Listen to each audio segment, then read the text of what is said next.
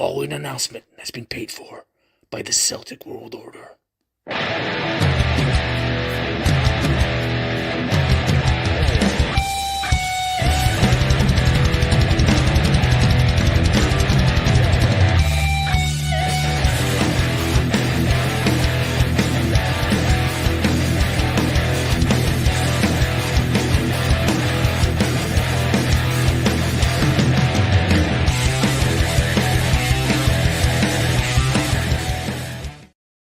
Hello, good evening and welcome back to Celtic World Order. I'm always Steve O'Matt and I'm joined with my brother, the OG, my bearded brethren, Paddy Boy. Mate, it's good to have you back. It's good to have the two of you back on screen, back in the same country, talking about Celtic, innit?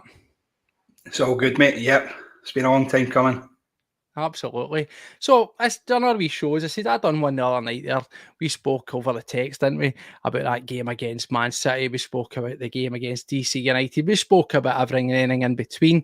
And I obviously popped up and done a wee video. And yourself done another wee video. It was a cracker. And we'll obviously talk about that at some stage. But just a case of chewing the fat, Paddy, a wee powwow catching up, because there's been one or two wee rumours, a potential arrival that we more than likely expected, and another wee sort of one out of left field, quite literally, with a link to defender. So just want to get your thoughts on that. But before we do that, as I say, welcome back to every single person, where you're watching it live, where you're catching up retrospectively.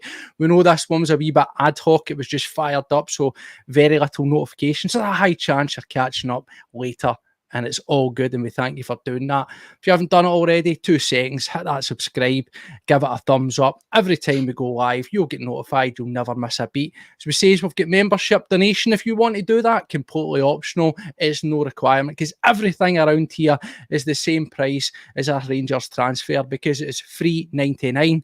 But if you want to give a couple of coffers towards the channel, you can do.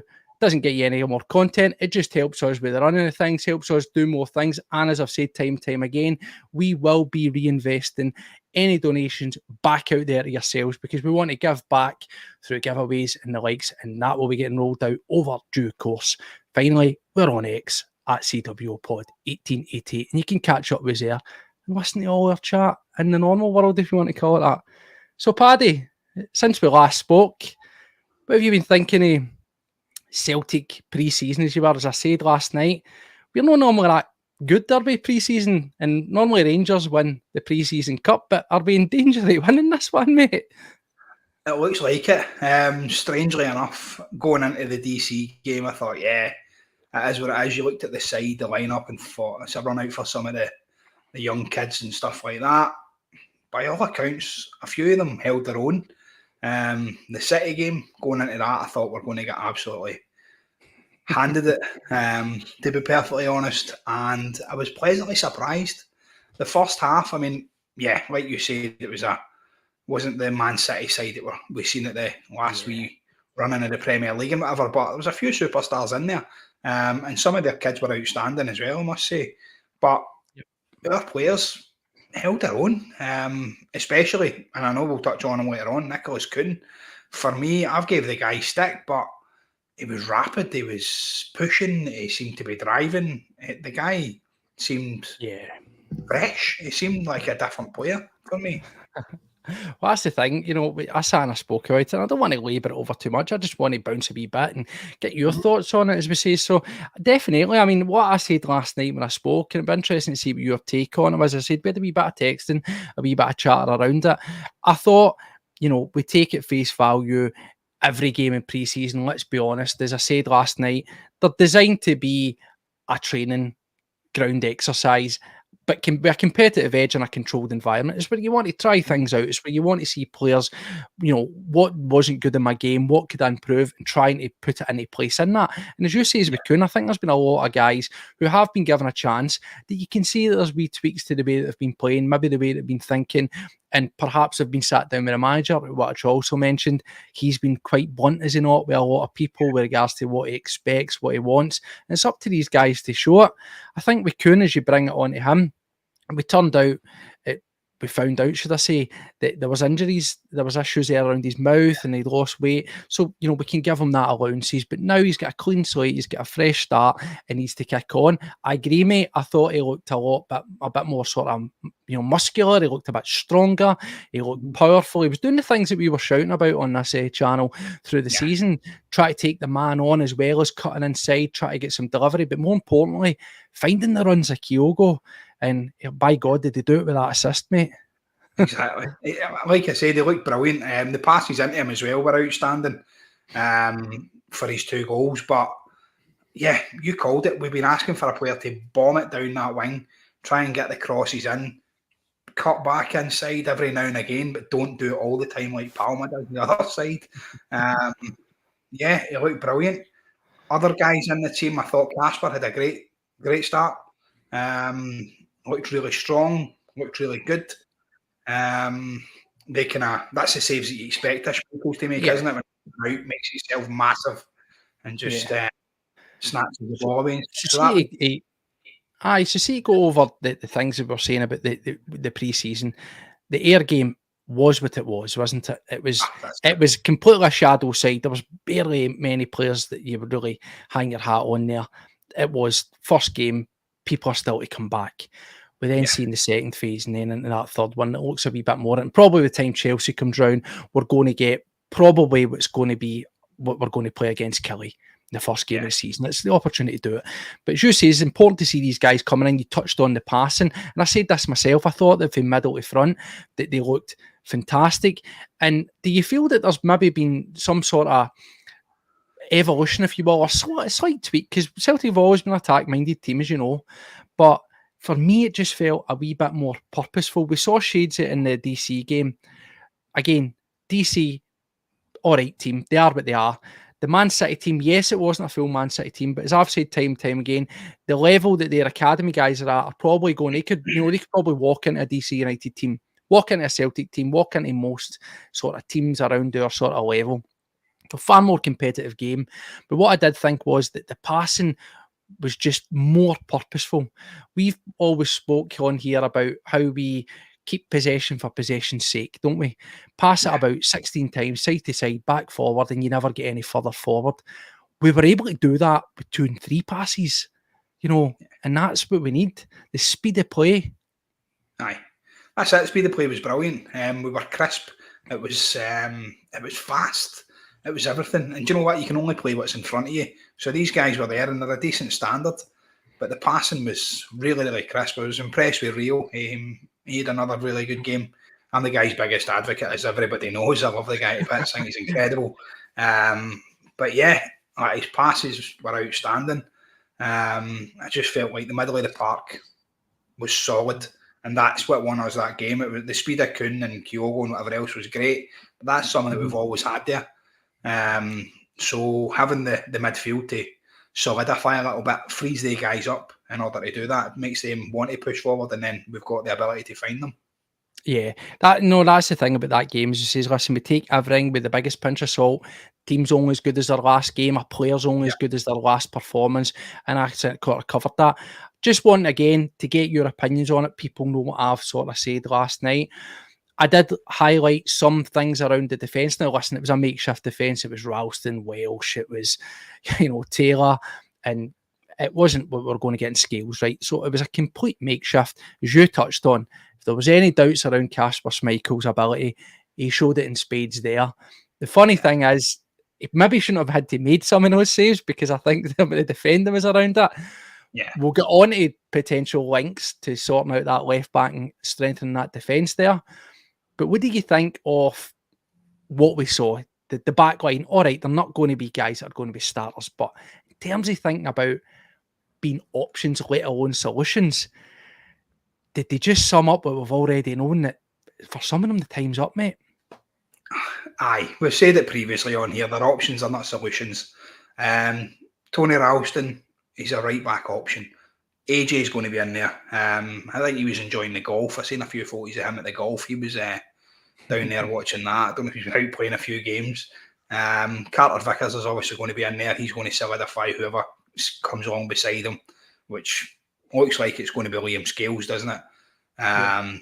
Taylor, you touched on it. We've got a potential incoming that's going to take over for Greg Taylor. So then we can keep Taylor as a backup in there. And that's kind of where I'm at with it. The defence that we've seen, let's face it, isn't going to be the defence that starts the season for us. I mean, that's the thing. We've spoke about needing, we need to expand this squad, right? We'll get on to what you think we should do with either, shouldn't do with either. Bernardo's we'll touch on. Apparently that's pretty much all but done. That she should be joining up with the team. 5-year deal apparently as well, which is awesome. Yep. Ideally, so we'll see what's going on there. But we do know that we need defence. We need at least in top we've got Schmeichel in, Bernardo looks set, potential either, or another striker. But we need another striker after that, and then probably we need at least another 3. So we're probably talking taking for potentially Bernardo and either coming in. I'd say you need at least another 4 on top of that. Now, how we get them, whether they are full-time permanent signings or a combination of loans or whatever, or an option to buy, remains to be seen. Known as it will probably be the latter. It's going to be a combination. Even though we've got the money, there is no excuse. We should be getting out. We should be signing. We should be pushing for it. Yeah, we shouldn't accept it, but we can see it happening. The writing's almost on the wall. But in terms of we spoke about the guys and saying they're not the solution, I want to touch on Ralston, for example. I said he was sliding about like away at a water park, right? Now we've seen that at the Euros. Can talk about your depth. And the same as we've seen, Aggie hit his peak in the season 1, and he slowly deteriorated and regressed down. Now, that's not his fault. He gives his all, but unfortunately, his all just doesn't look good enough. Does it concern you a wee bit? We'll look at the left back. We've always cried out with the left back problem. But realistically, we've only got Alistair Johnston there as well. You know, how do we fix that solution as well? If we're talking about, like, Lagerbielke, he had a wee cameo again, didn't do anything wrong, didn't do anything particularly great. He's more than likely going to be away. So that leaves with Welsh, that leaves with Scales, and Narotsky remains to be seen. Is there a solution, because it looks as if we're not going to be signing these defenders, that could be maybe be looking at potentially the backup plan being 3 at the back? Potentially, aye. For me, we need to solidify it. We need another big, solid centre half in there. Somebody that's going to play alongside Carter Vickers and give you the option. Scales, I think, would be better suited at left back. I've said it before. That's where he played for Aberdeen, and by all accounts, he seemed to do quite well. Like you said, Tony Ralston, just like a bricky, innit? You call him that. He just runs up and down that wing, just heedless chicken. I mean, he's got heart. Listen, he's got heart. He's got heart. Listen, where's his heart in his sleeve? Cracking guy. But ability-wise, for me, it doesn't really strike the bill. You're wanting to be taking off a player. If you're going into the Champions League and you're going to want to compete, if you take off a player like Alistair Johnston, you're going to want to put on like for like. You're going to want somebody that's going to give you the same. Do you know what I mean? Same with the centre back. If you get a centre back and injured, if CCV goes off injured, touch wood that he doesn't, I can touch everything. And you're bringing on somebody like Lagerbielke or fucking Stephen Welsh. I mean, there's a massive difference there. So we're needing somebody else in there that I think can solidify that. Somebody that's going to give you the same. Do you know what I mean? Or like for like. That's kind of what I'm after. I mean, do you think that, see, in terms of looking at just the fullback sort of centre half's position, right? Obviously, Carter Vickers didn't play there. We don't really know what the reasons between that was. It's a tour of America. You'd expect him to be front and centre, wouldn't you? You really would. We're hoping that that's a precautionary or just giving him a rest rather than an injury. I just hope that, are you get any concerns over that? I mean, because we spoke about it. Lagerbielke has been coming in for a cameo. He's really not going to play, is he? He's just not. It's not going to happen. We've got Scales. We know he's going to be about, and then we've got Welsh. But that's it, mate. Narotsky's injured first game. And they're on out 19 minutes or something against Ayr and off. So we're still really, really thin in that centre half option of somebody you'd actually really want to play, aren't we? You know, is this be turning like Groundhog Day, mate, where we've got a million problems in front of us, but the board and everybody else appear to be blind to the what's right in front of their nose?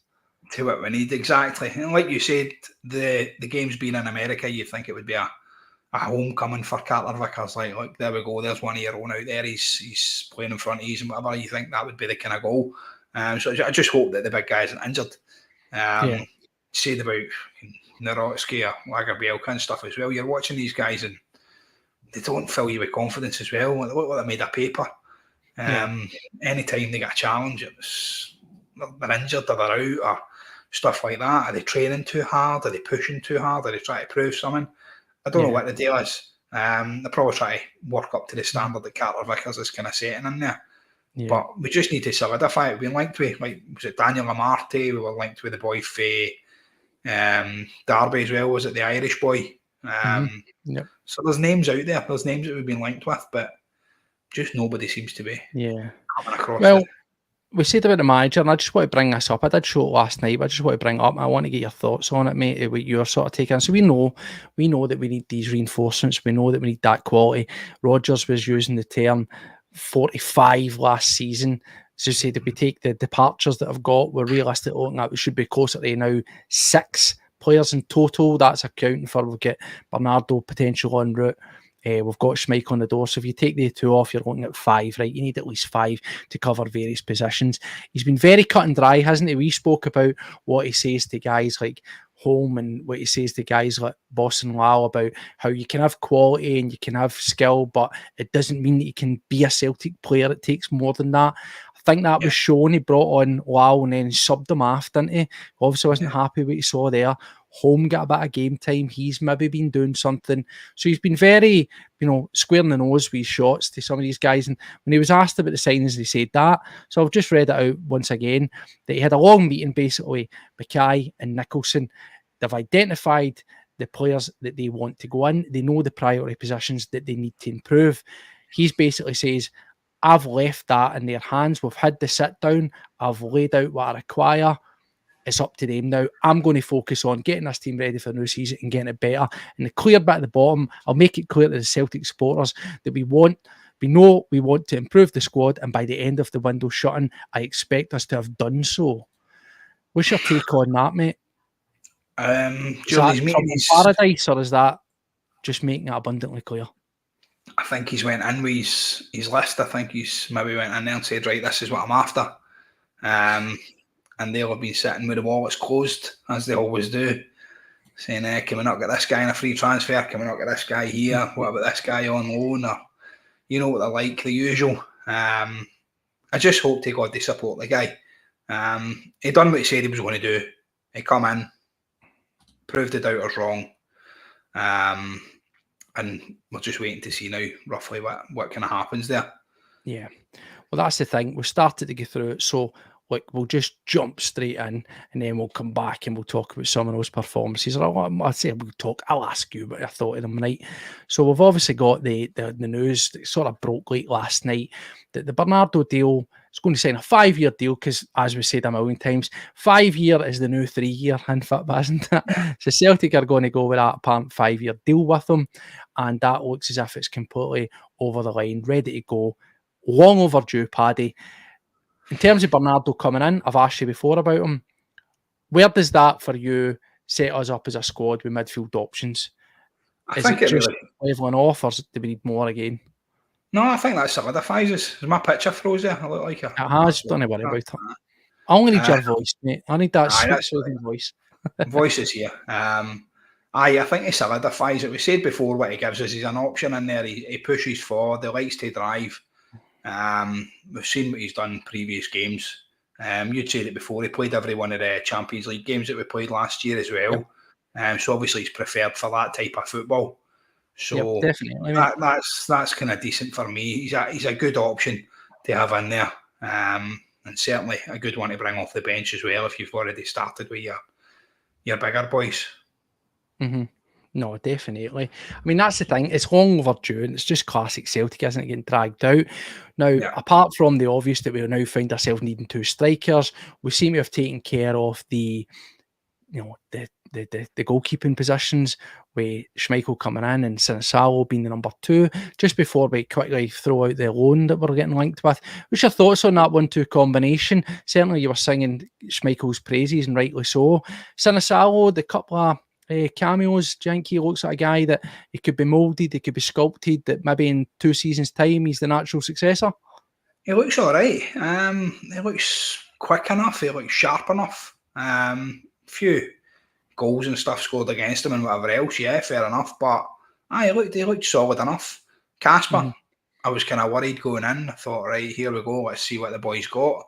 Yeah, it was only a friendly, but he's still got the passion. He's still got that about him. You see that in the Euros as well. Do you know what I mean? The guy's not a dafty. He's a really good keeper. He's been round the block. He come out and took a couple of crosses as well, which I absolutely love. We've not had a keeper that could take a cross in a long time. The corner comes in. We were used to seeing Joe doing a star jump in the middle of the goal there, but it was nice to see Casper come out and claim a few crosses. I really enjoyed that. That was nice to see. So, I'm looking forward to it. Aye. Well, as we said, we've managed to take care of that. And I think, there's two ways of cutting that up, as I said the other day. You can either say we've done it in classic Celtic fashion, the cheap, the easy option. Paddy's dropped out there at the moment. We can say we've either done it as the cheap and the easy option, where we've not actually spent any money. As I said, I think it could potentially have been a master stroke. It looks as if it's, we'll get 2 for the price of 1 or 2 for the price of none, basically, when it comes round to them.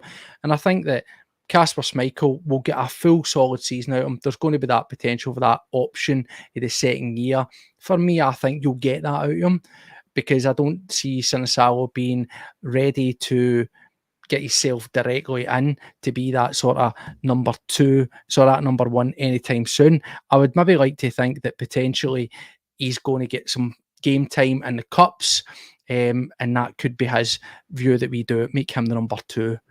Paddy, are you there, or are you just kidding? I'm still here. Yeah, I'm still here. I was trying to fix the picture, but I like what you're saying. Mate, we just need your voice, mate. We just need your voice.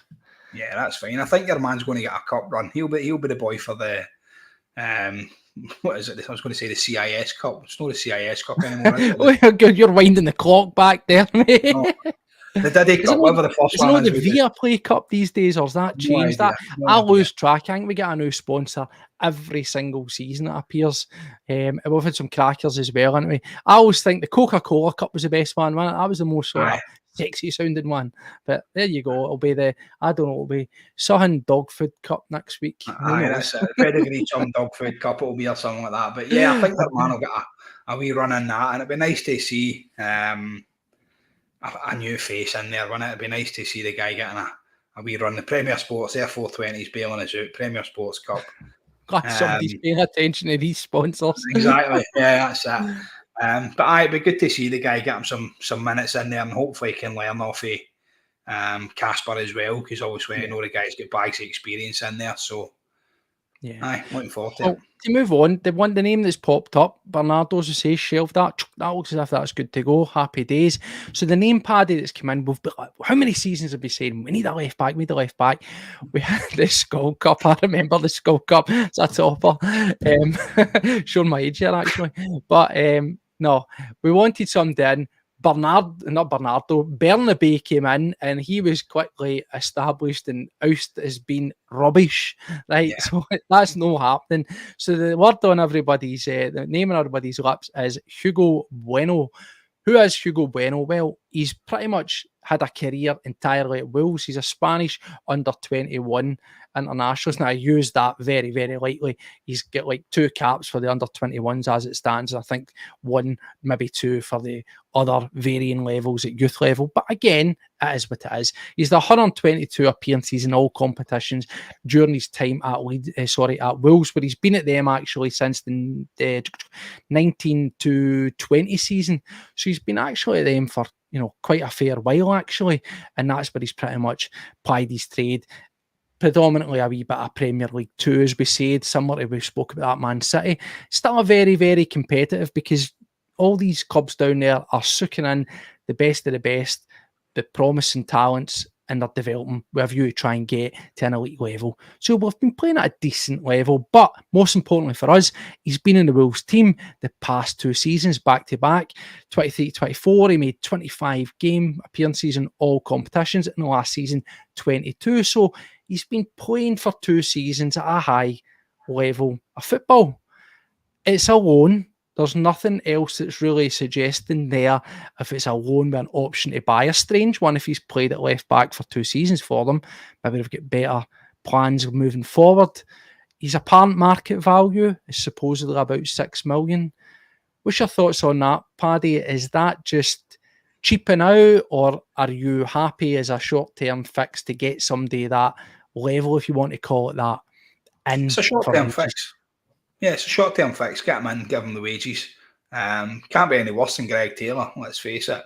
So it'd be nice to have somebody in there that can actually play the position. Hopefully he can defend. Like you said, we don't need a player that's going to burst forward.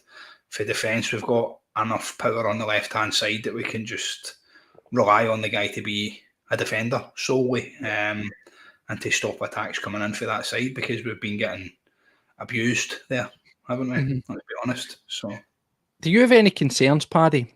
Now we come back to the sort of realigning of our transfer policy or strategy, if we've even got one. So as we knew, it was a wee bit scatterbrain when it was Wall Junior and his cronies. And let's face it, some of the large successes, the main successes, were penned by the hand of Ange Postecoglou single-handedly, right? There was maybe one or two that you give allowances for. You go, I don't believe that, Postecoglou knew who Matt Riley was. Probably don't know he knew who Jota was, right? Some maybe just fall in your lap. That's the way it goes. But we saw with the likes of Bernardo, and we look at Sinisalo, we look at Kasper Schmeichel, very much get the DNA and the fingerprints of Rodgers over it. Now, what is the recurrent theme here? He knows the English market, that's his thing. For Postecoglou, it was he knew the Asian market, that was his thing. Have you any concerns over us wanting to swim in those kind of very English-centric league, circles to go and try and get guys, as we've seen potentially with the issues that we're facing with Adam Ida, and this idea of, as we've done previously under Rodgers, where it's even last season where we were under this pretense of we need to wait until further into the transfer window, because that's when the higher quality becomes available, aka in brackets, when the teams declare their squad, the outliers are there and you can snap them up. Are you getting nerves around that idea, if that's the way it's going to be going, mate? I don't like that way of doing it, but it seems to be the way that Brendan likes to do things. He's always done that. He's took the dregs essentially for the Premier League, isn't it? And the kind of, like you said, we get Scott Sinclair in and players like that. They were ones that didn't quite fit into the billing of the teams that they were playing at that time, and they were brought in. Do you know what? You can get some quality players there. Of course you can. But for me, it's not really the way that we want to be doing business. We've got the money there. Why can't we just go out and start buying players? A lot of people mention your man Melling and stuff in there as well. Frank defender, absolutely brilliant. But yeah, are we going to go out and spend $3 million on a left back when we can get one for nothing and pay him wages? We'll probably just pay the guy the wages. The question I would say there, Paddy, is in terms of certainly with Merlin as well, good sort of defender, as we know, we've seen experience there, but that's a name that's constantly been getting thrown about at Celtic for how many God seasons now? About 3-4 seasons easily. And it seems to be an easy fallback for us as fans that we've seen it. Similar to the sense of whenever we needed a manager, go and get the Bodo Glimt manager. Based on what? Do you know what I mean? Like, there just seems to be certain names. That's not a criticism in Brown Warrior's point, because as we says, I think he's a very good player. But we always talk about this idea of don't go back, don't look back. Yes. And actually, an interesting fact for some of the notion of sometimes don't look back, because it doesn't always guarantee you, is with Barkas, dare I say it, I actually know for fact that Barkas was originally a Brendan Rodgers target. Lovely. Back in the first time round, Barkas was a guy who was on a list that Brendan Rodgers had identified. Fast forward all those seasons, God knows how many seasons, when we need a goalkeeper, they're that old list, look at that, Barkas, get him signed. So, sometimes is it a bit of a risky sort of game plan to wheel out the old black book with the names that you once upon a time liked? Or do you think something like Hugo Bueno, if there would be an option to buy, is maybe more the direction that we should be looking at? Possibly. Bring this guy in, see what he's got. Like you said, sometimes you're better the devil you know. We said that way, Bernardo and Ida. That was our thoughts behind bringing the kind of guys in, because you've had them in the squad, you've seen what they've got, and you're like, right, bring them in. This guy might have been brilliant 2 years ago, 3 years ago. I don't know what he's playing like now. But yeah, sometimes it's better you just go out there, get this young lad for Wolves on loan, see how he plays. If it doesn't work out, send him back. Yeah. Simple, innit? I mean, I think this is the thing that we need to start seeing something, do we not, that's very tangible. And I take on all the comments we can see about, yep, Merlin is proven and everything else. What we've also got to remember is, I don't disagree with that, and I think he would have been a good sign, and I still do think he would offer something if he went it. We're just sitting here as guys on YouTube talking about what we think. Equally is the same way that all our commenters and contributors, they're just voicing their opinions based on what they've saw. Brendan Rodgers, his staff, the club might actually think he's guff. Just because we think he's good, do you know what I mean? Doesn't mean that that's the kind of guys that we're playing at. I can understand, like, you should be able to see talent, but I don't disagree. I don't think he wouldn't not fit our system, but there's variables to it, is what I mean. There's variables. We as fans have many guys that we think are brilliant solutions. Doesn't mean we're going to go and sign them, and I think that's the frustrating bit. But again, just to touch on it, how far do you think our scouting, our player, scouting system is actually going? Because we've been still in a wee bit in the dark here, or not. We've never been told that there's really a new head of recruiting. There's not been a new sort of chief scout. There's nothing, but we don't even know what's going on there. And as far as we can see at this moment in time, it looks as if it's just Brendan Rodgers basically saying, here's what I want, and leaving them to it. That can't keep going on, can it? Are we as fans owed a bit of clarity? But are we owed a bit of clarity to say this is who's going to be doing the scouting? Because remember back in the day, and I hate back in the day, makes you sound old, but you always had a named, this was chief scout. You know who was going out and looking at guys. You just don't know what's happening now. Nah, that's it. Previously, obviously, with your man Lowell, who was absolutely useless, and then once he get bulleted, we've not had anybody. But you know what? See, if it is Brendan that's identifying the players, then the board need to back him, because he's the man that's going to be putting them into his squad at the end of the day. So you're kind of looking, that's it, bring in Hummels. We're going to be linked to anybody that's on a free transfer. Like I said, I've said it before, if you played for Leicester, you're on a free transfer, or you're Irish, you're going to be linked with Celtic. It's as simple as that. Yeah. But I would like to have seen Brendan go back to his Leicester roots and start bringing in some of these kind of guys. But I guess it's just what you're going to pay for these kind of boys, that what they rate themselves at, whether they're going to come to a club like Celtic. Because we're not going to give them 60, 70 grand a week. They're not going to get that up here. Whereas they'll get that down the Championship or at a poor Premier League side. Do you know what I mean? Well, that's the thing, Paddy. We could flog a dead horse here in terms of everything that we should be doing. We've covered it in great depth in many other shows. I don't want to labour the point of how much money we've got. Listen, fans know it's wild. We should be able to be going out there, and as Brown's saying, 3 million minimum for a guy like Merlin. No bother. Let's have some of that. Guys like Amarty, they're out there. They'll command a good wage. We should be able to up that wage cap within reason, of course, where it's not going to be a sweat. If you want to give a guy 50 grand a week, whatever, that's still chump change to some of these other leagues. But I think our cap's about 40 grand, I believe, right? Why not make it 50, 55 for that particular player, and have that level of greens and try to start acting like a big club? It's the same as we're talking about bidding £4.5 million for Bernardo. We were throwing that kind of money around about in the Martin O'Neill era, easy, like several times on multiple players.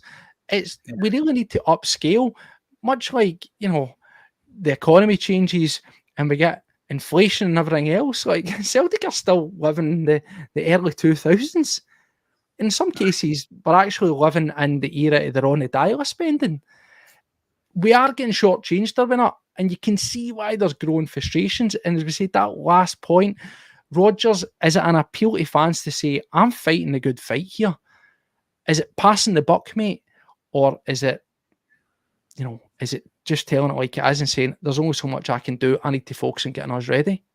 I think he has tried. I think he's actually going out there and trying to get the players in. And I hope to God they start to back him. I think he's going to call into the fans to say, do you know what? Yeah, I have done my bit, lads. Support us. Listen, regardless of what team starts the season, we'll be there where Celtic tops on, supporting them and giving them it all. But we'd like to see a bit more. We'd like to see some other people come in and actually help us out a wee bit. Do you know what I mean? Like, you look across the city and they're in turmoil. They're losing their TikTokers and everything. So their captain's gone and everything else. So now's the time to stick the boot in for me. So see on that, Paddy, because it's came up and I just want to touch on it. We don't want to labour on them too much, right? But as you say, now what has been the key points of what our board have done time and time again, season again, is spend the bare minimum with a view of just keep my head of Rangers in the league. Yeah? Is that fair to say? Yeah. Now, if you have any concerns, it shouldn't be, and it baffles me that anybody with the goodness of this club at heart would think this way. Have you any reservations or concerns over the fact that, one, there appears to be trouble in paradise? Obviously, it's not our paradise, but you know what I'm saying. Trouble across the water with them. You've got a manager storming back in after he's done a press conference to have a go at some guy saying he wants to leave. You've got fans booing off teams at half time. You've got Scuddins off an under-18s Man United team. Fans getting up arms. All these new superstars that we're signing apparently are garbage. It looks as if they're disenfranchised, disconnected. It looks as if, dare I say it, that the manager might be swimming against a tide with what's going on in his dressing room. And they've not really much money to spend. Now, is their mismanagement once again going to somehow impact what Celtic do or don't do? Now, if we wind the clock back, Rangers have spent, at this moment in time, about £16 million on what has been nothing more than vanity projects. Edmiston House, £12 million. What a waste of money, right? When they needed to try and be buying players and competing. At this moment in time, £4 million on 600 additional seats in Ibrox, which, even if you do the quick maths and say the standard price of season ticket, it's only going to generate about 380 grand a season. And then multiple times over before it starts to pay for itself. But that's at moment in time, 4 million is behind schedule. There's apparently issues that could grow, right? So they aren't going to be spending any money quickly. Their manager's coming out and he's saying we can't spend until we sell. They're going to sell Tav. I believe that's going to be no more than 2 million, about 500k for Goldson, possible about 2 for Lammers. They could scratch in some money, is my point here. But with the amount of money they're going to have to spend on the hire of Hampden, the amount of money they're going to lose out through vendors, etc., of not being at Ibrox on match days, probably any selling they're doing is now going to be reduced in a way that we used to do by not making Europe. We'd sell a player to balance the books. Yeah. If they're making a loss, anything they're coming in, not going to do it. So is our board licking their lips and going, look at the state of that? We need to do the bare minimum. And does that worry you, mate? Does that worry you? Do you actually believe that that's something our board are thinking at this moment in time? How many times have we seen it before? Just look at the 10 in a row. We could have buried them that season. We had the money in the bank. We just won 9 seasons in a row. All we needed was a bit of investment, and it never came because it was assumed that the other side of the city was, as we said, in turmoil, and we didn't invest, and look how that turned out for us. Yep. And you'd said it before, if the boot was in the other foot, they'd be trying 100%. They would bury us. They would bury us, and that's the one thing I would say is they are great at spending money. They're bad at managing money. Yeah. But I can guarantee you that, see, if they had any levels of money like the money that we took for the Champions League, for example, last season, I would have predicted they would have spent about 20 million on that without batting an eyelid. Aye. And the thing is, Paddy, we've said time and time again, we are ran very well. It's to our detriment that we're ran so well as a business. We are fantastic. We're probably class leading at being an actual business, let's face it. But as I said on that crest there, you know, it says the Celtic Football Club, not the Celtic Enterprises Limited. It doesn't say that. We need product on the park, and everything else that comes with it builds it up. That's my concern, Paddy. That's my worry. And is this, again, just throwing it back, is this us going for a left-back loan? Just proof of that.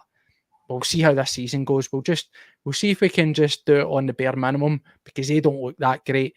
And then maybe, dare I say it, if it's a bit more competitive, they'll scramble it in January and buy a couple of players. Aye, that's what usually happens, isn't it? That's the kind of be all and end all. But you know what? A couple of lone players, I would take it at the minute. That's what they've done. They've made us wait this long that we take anybody in the door. We're kind of like, right, just give us a couple of signings, give people to celebrate. Obviously, we want Bernardo across the line, which looks like it's coming within the next few hours or possibly tomorrow. He'll be announced on a 5-year deal, like you said. That's incredible.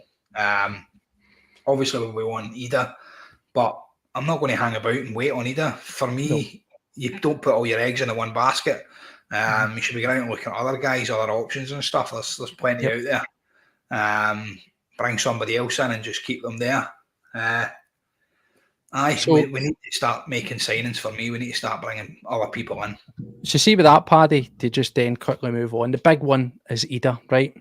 Yes. Now, he came in and I asked this question the other night, and let us in the comments know what you think about it. And I've often asked you the question, how long's too long? How late is too late? Are we starting to get in the territory here now where do you just think it's one of those ones where, like we've seen in seasons gone by, similar to the Jota thing where he went away and we knew he was going to come back, but it was like the 11th hour stuff when he actually signed for us properly, when he came back, it was late on.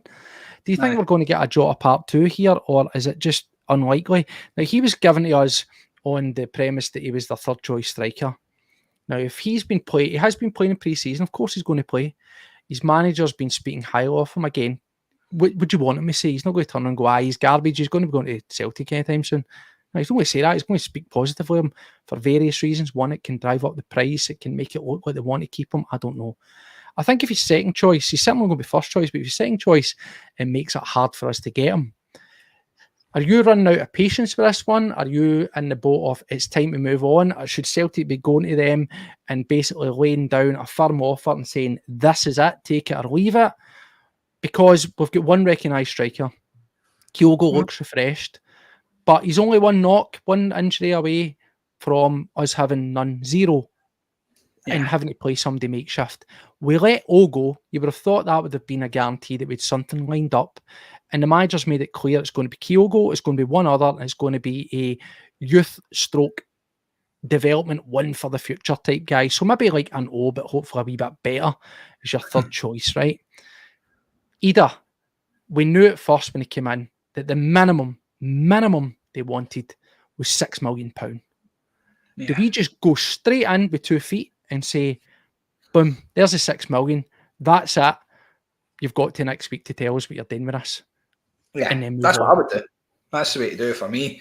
How many times have we hummed and hawed about players, John McGinn, people like that, we've kind of held back wee bits here and there. Even with a manager, we've done it with Eddie Howe. We kind of waited on him, and then look how that turned out. Do you know what I mean? We didn't get him.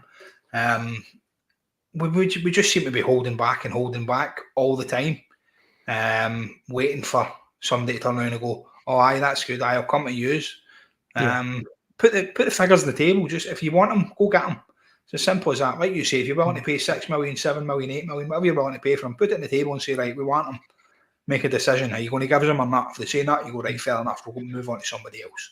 Well, the thing is, Paddy, if you believe reports, he's apparently says to them, I want to go back there. I enjoyed it. That's where I see my future lying. Player power within reason has a bit of appeal. But at the same time, Championship, whether you think that's great or otherwise, and as much as he's an affinity with Celtic and enjoyed his time there, if he gets told you're going to be first stroke, second choice striker and we're going to play you regularly, does his mind change? Possibly. I think he did enjoy his time up here. He said he did as well when you watch his interviews and stuff. And he was quite happy being an impact player or being a player that's getting the odd game here and there.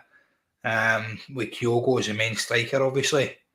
But the threat of first team football for Norwich, does that outweigh the chance of coming to play for Celtic in the Champions League and stuff? Nah, for me it doesn't. So you're still got the confidence there.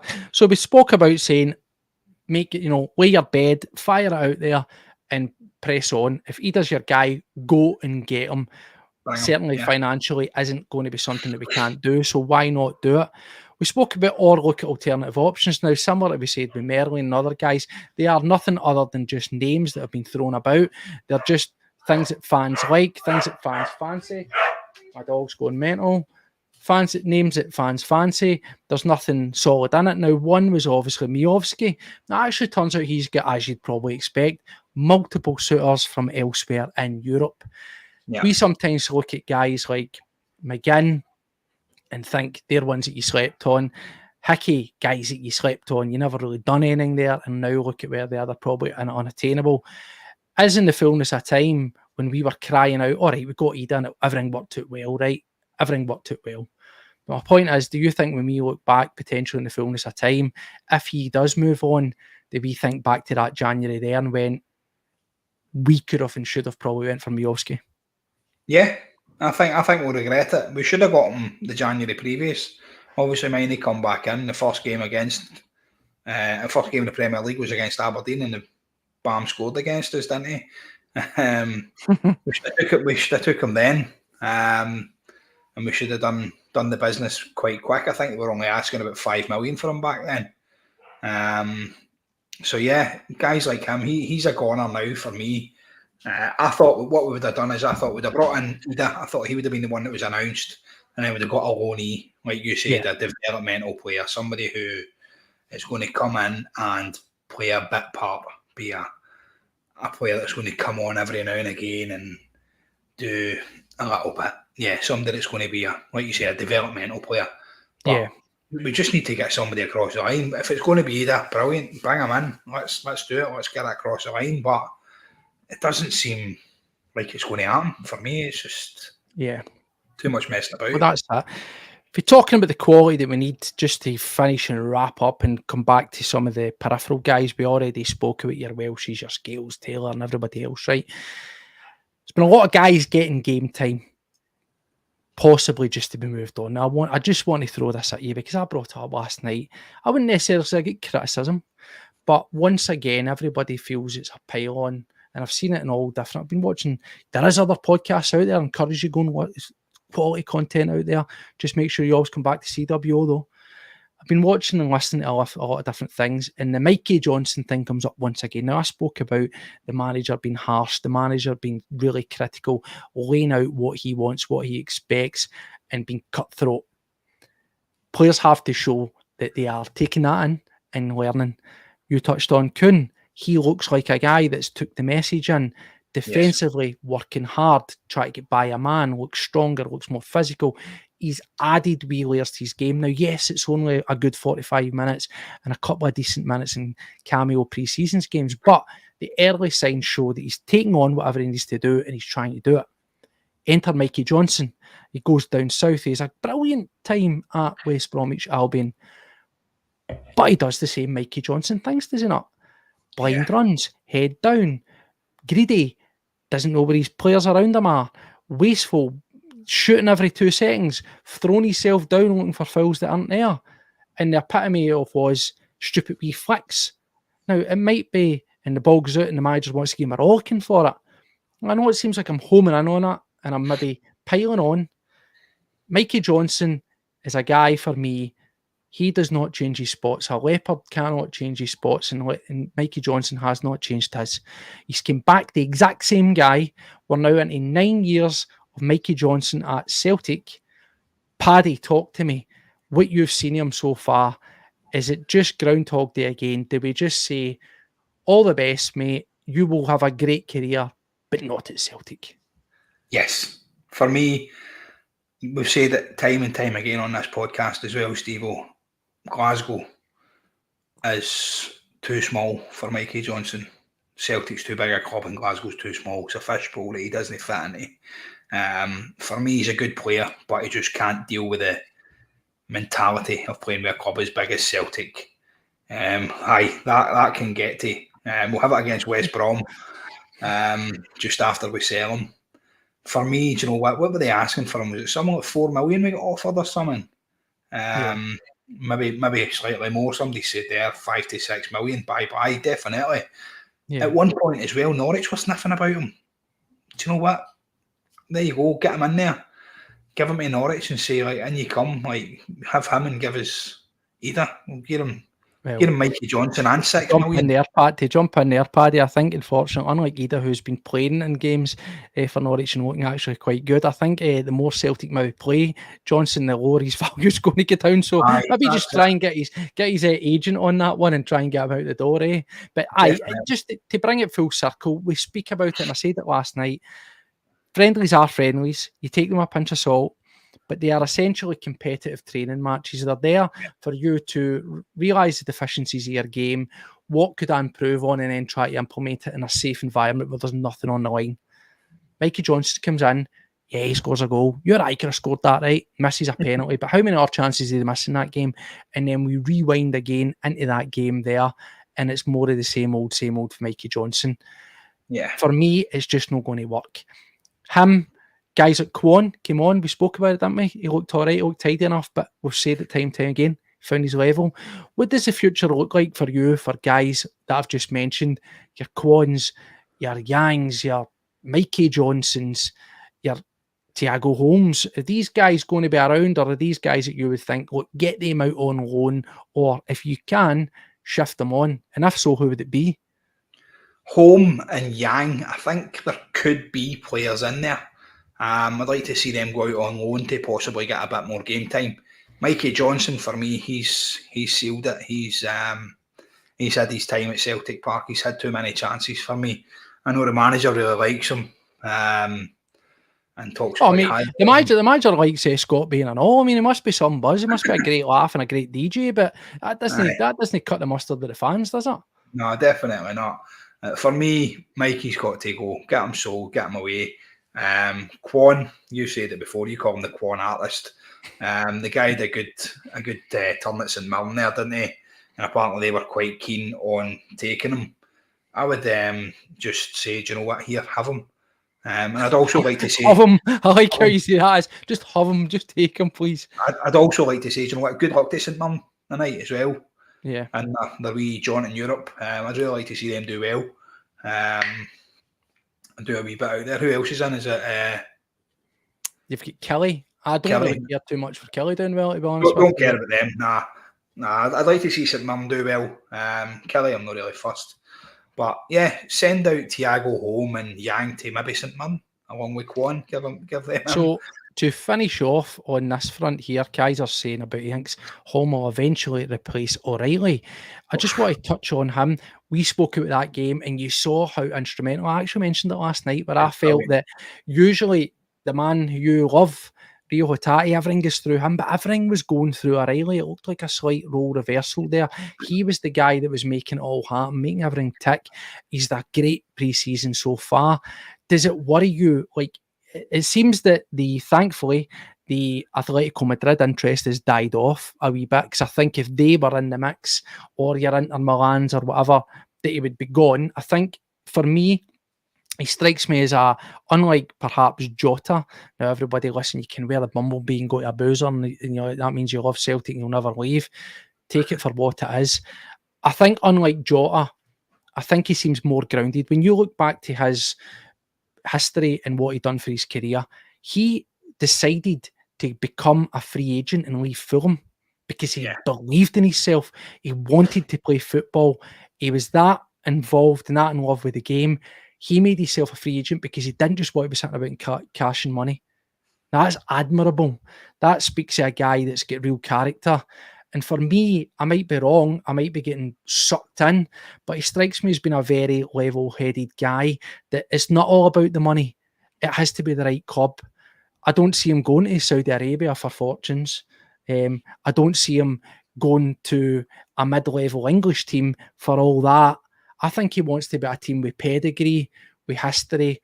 And for me, yeah, Atalanta are on the upshot at the moment. They've been riding the crest of the wave, been high, but they're not an Inter Milan. Do you weigh me on this? I don't see them being a team that are going to turn his head quite the way that, even the likes of, and again, folk will laugh at this. Say it was even Man United. Now, I know Man United, you say, well, Man United aren't the Man United it used to be, but see that value name, a team like that, or Atletico Madrid name, essentially. Yeah, they'll put even maybe the likes of Newcastle. Again, they've got a huge fan base and they're real appeal. Now, I know I'd maybe say, Steve, you've just seen them go to a middle-level team, but you would always associate Newcastle being one of the bigger names down there, is what I'm getting at. So I just don't see him leaving for the money. I think it needs to be the right team and on his terms. Now, the thing that I think maybe concerns me there is it's all been quiet in the Western Front. It's been, £17 million bids. We turned down about 20 apparently, so we're clearly not going to accept that. But are you worried at the fact that he's looking so good right now, and if we're getting accustomed to that and you just remove that piece, where does that leave us, mate? Where does it leave us? Do you know what? Right now he's playing like a guy that the pressure's off. We've seen how good he was come the end of last season as well. And there was links and there was rumours going about that, he's going to be going to this club, going to that club, everything else. Now the pressure's off. It doesn't really, it doesn't matter what he's doing. He's out there and he's enjoying his football, and you can see that. It's the same with a lot of these players in that club. They're really enjoying it. They're enjoying what they're doing at the minute. And you can see that. They're pushing forward. They're happy. O'Reilly and Kuhn had their wee fancy elbow celebration. Did you see that? Yeah. And also, again, I know it's cheap. He was given the captain's armband. These are usually wee winks and a nod to turn around and say, this is how much we value in it. Yeah. And hopefully that's the deal. Hopefully they do show him that, do you know what, you are valued. He cleaned up at the awards last year as well, and he's a massive, massive asset to the club. We know how good the guy is. If we could keep him for another season, we said it come doing the podcast just after we won the double. We're talking about it when he was linked to, I think even West Ham were in for him and stuff at that point. And we said, you know what, 30 million, 40 million, whatever, yeah, of course you would take it, but I'd still love him to stay at the club. Well, I throw it at you, Paddy. There's no requirement for us to sell him. There really isn't. No. We don't need to balance no books because we've not made Europe and stuff like that. So I throw it to you as a middle ground. We're all sort of consigned to the fact that he's likely going to be the one that's going to be leaving. He leaves in January. Okay. You all right with that? Yeah. Aye. He's half a season out of him. If he leaves in January and still brings in the cash, fair play. Yeah. No, I think that's fair. And we've got to look at the games in Europe. Obviously, 8 games coming up. 2 for pot 4, 2 for 3, 2 for 2, 2 for 1. So it's. But I tell you what, come January, if we're still in the Champions League, does he leave? Well, actually, sorry, it'd be 1 for our same pot and then 2, 2, 2. So it's 8 games. But, that's the point. We've got 8 games. It's a great shot window for him as well. And I think, listen, let's focus on ourselves. But if the way things look across the city are potentially going to be in that state, I've genuinely never, it's quite surprising. I say quite refreshing, because I've never actually went into a pre-season where it's not been, we're back and we're coming for you and we're going, you know what I mean? Like, it's actually the mood music over there is dire. There's a lot of worries around them.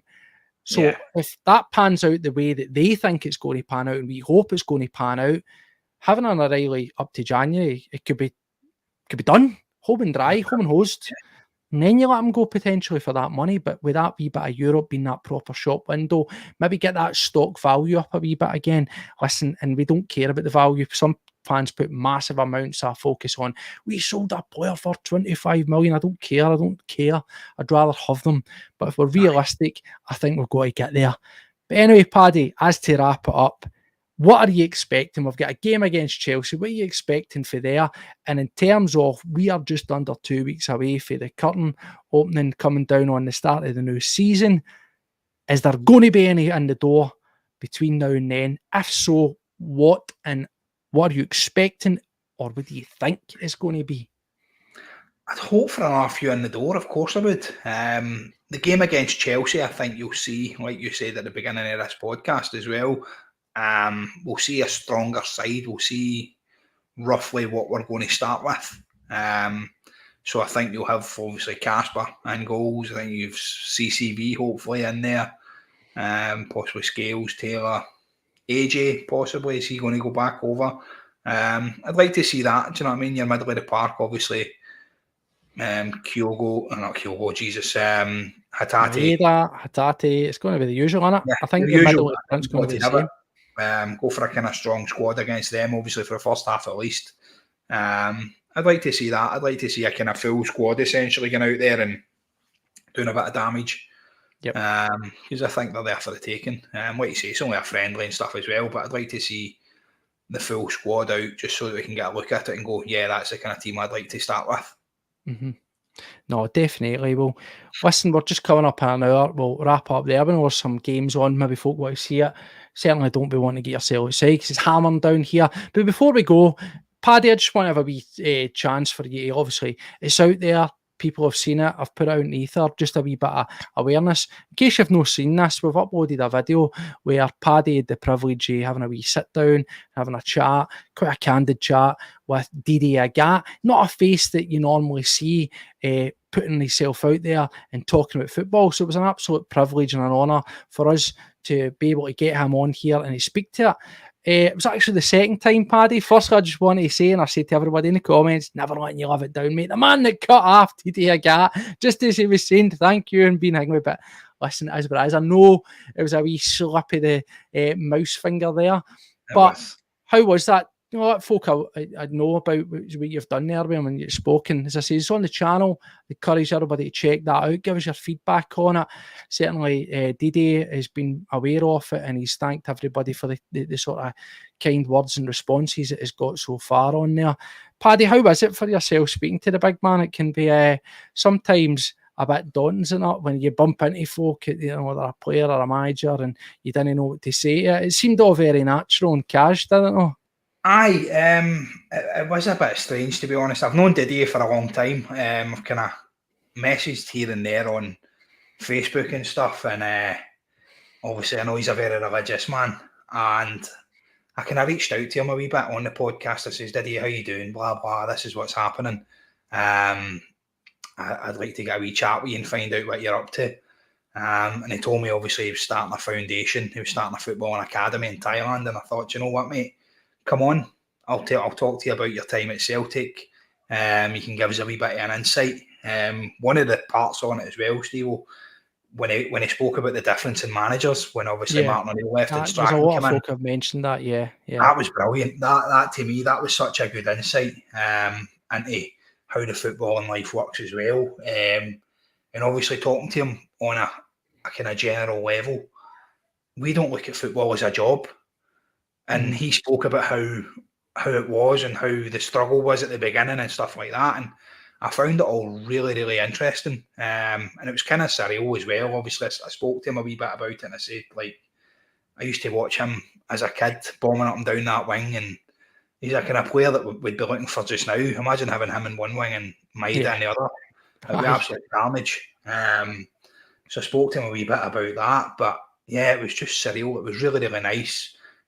Cracking guy, and I wish him all the very best with his academy out there. And I'd like everybody, obviously, once I know the details, Didier's academy, I'll get them shared. He's starting that with another familiar face we know, Wladimir Moravchik, and Libo's going to be the one running it for this side, and he's going to be putting the players into certain clubs and stuff. So yeah, it's a really, really good thing. I'm great that the guy's doing it, and I just hope all the Celtic fans kind of get behind it and whatever else. And like Steve said, if you haven't watched it, get onto our channel, have a wee flick down, you'll see me on there with Didier, and you'll get a good laugh at me cutting him off at the end as he's about to say thank you. And as I said as well, if you keep yourselves posted on that, I mentioned it last night, it was actually the second time, such as the kind of humble, down-to-earth guy he was, it was the second time in the second hour that he gave us, because I originally done it and it was a slightly different, a lot of the you know, bones it were about the same, but there was a lot of different things he said the first time round as well. But he's such a busy man, and somebody kept trying to video call him and phone him. He got actually annoyed, and he came off the camera and he came back and says to Paddy later on, I'm really sorry about that. Listen, let's wind it back and do it again. So we've actually got that original recording. Whether we decide to just fire it up as it was in its true form as a wee additional bonus, if you will, we might do that, or we might just chop out some of the other stuff that he said in that one, because there was a lot of very interesting things as well in that one that he didn't quite so say, where he was talking about the pressures and the expectations. He playing at a club like Celtic, but listen, nonetheless, a very humble guy. If you've not checked that out, check that out. And as he says, and once we get the details off his foundation, we'll get that and we'll share that as well. And that's also another type of thing that would take donations, because we want to make it clear. People have this idea that, you know, you're Diddy Agat, you played for Celtic and this and that and everything. Why would you need help? He's actually building this for the ground up out there.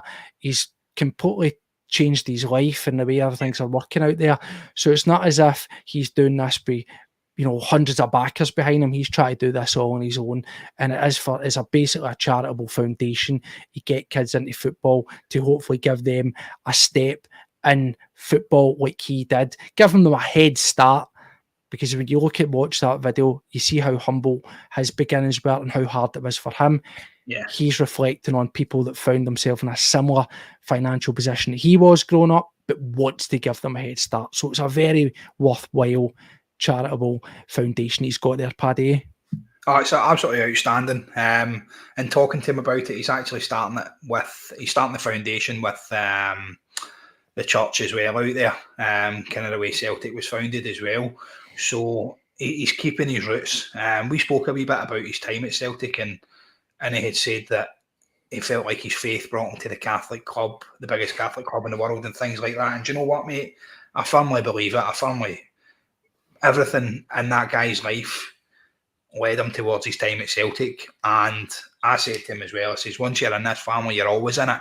Yeah. And if the Celtic fans can do anything, they'll help you. It's as simple as that. And he's doing an absolutely outstanding job out there. I think the academy goes live on Wednesday.